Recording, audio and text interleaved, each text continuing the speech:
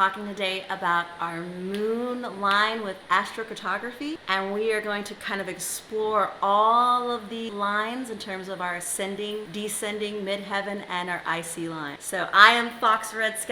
I am your astrologer. I'm host for Astrology Obsessed, and more than anything, I am just a fellow lover of astrology who is just excited to share her nerd out together. Yes, let us talk about astrology forever. Anyway, so we're talking about our moon lines when it comes to astrocartography. I am really, in terms of this form and branch of astrology, been diving deep into it, just from my own experiences, from people I've interviewed and talked to and said, hey, tell me what you know. Just a little bit of information. However, I am Cancer moon, and my chart ruler is the moon, and my moon is on the first house, right on the horizon, baby. It was just like the moon was coming up and it was almost full, if not completely full. So I'm very influenced by the moon. I am a very loving, emotional person. I love living on my moon line, and I currently live on my moon line in Costa Rica. But let's talk. I'll share with you what I've learned living on my moon line, and I will also share the pros and the cons. Everything is not, it's not always perfect.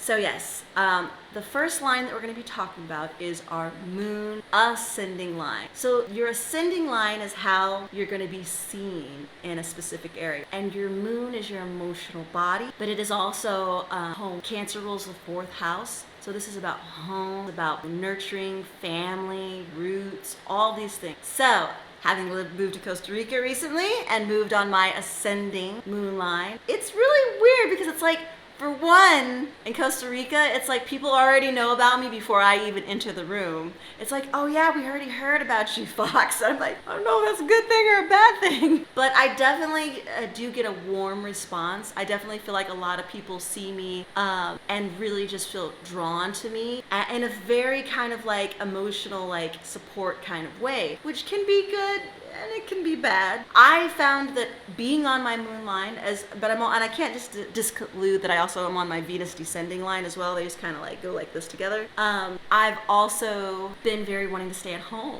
because I have this beautiful home. I want to create all the time. It's really pulling me to just, write books, to share, make content with you, those kinds of things. And so it's, I would say like I'm home, I would say all the time. But it's like, can we just order the food in? I'm like always, can y'all just come over here? I'm always just trying to find excuses to stay home. And if you were at my house, you probably wouldn't want to leave either. It's pretty awesome. I have the river right behind me. I'm surrounded by enchanting forest. Why does my little Scorpion Cancer moon heart want to leave? Exactly. So now we're going to talk about our moon ascending line.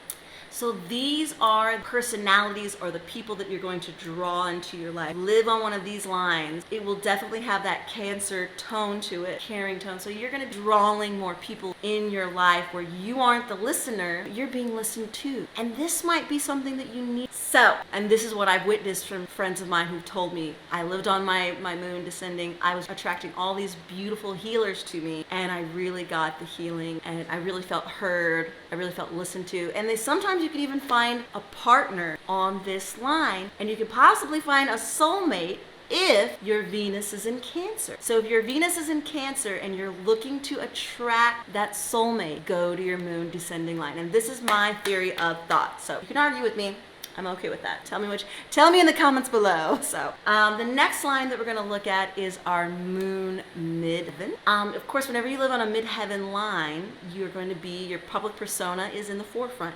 You don't really have a lot of private. You could have if you're not in an emotionally grounded, stable place, if you have some crazy transits going on, being on a moon midheaven maybe not be the best.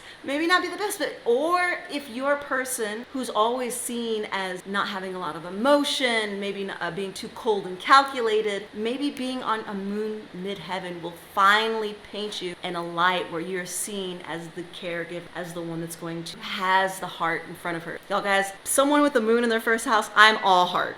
And it almost sucks. It really almost sucks because it's like I feel like I get my heart broken all the time. Not out of love, but just because I feel so intensely. Now we're going to talk about our moon IC line. Now this line again may be good and maybe bad. It really depends on if you've done the shadow work, if you're emotionally stable. But it can be a really beautiful place to live on. But it, and there's also a theory of thought that if you're born during the day, you want to live on your sun line. If you're born at night, you want to live on your moon. I was born at night. I'm a creature of the night, so I live on my moon line, and it's not a bad place. I'm telling you, I love it. But so living on your IC moon line, I really feel like this makes you look and do. This is where you got to do your work, y'all guys. This is your private life. This is your inner work. This is your going back to your original programming from your mother and working that out. And hopefully that was a good program. Hopefully she just told you how amazing and beautiful and wonderful you are. But if for whatever reason you didn't have that mother and you had that opposite, this is going to be a line where you're working through that, and it's going to be privately done, which, who wants to put their stuff out there in public and be seen as vulnerable and weak, but it's still going to be a place where there could be some depression, melancholia. This is some of the things that I have seen in clients that I've worked with. So you tell me what your experience has been in the comments below. Anyway, that's just a little bit of a take on my view on your moon line. I think it's a glorious line to live on. I live on my my ascending moon line in Costa Rica, so I feel loved and supported, and I just feel so much good. I'm surrounded by family. I've got like 2 dogs and 1 cat, and it's crazy because I'll have like my daughter, my husband, and the whole family just like all snuggled together on the sofa, and we'll be watching a movie, and it's just like, so anyway, wherever you are in the world though, I am sending you my highest and greatest wishes for you. I only want to see you transcend suffering and just become the most miraculous, beautiful being that you are, because that's who you were born to be. Hello. Wherever you are in the world.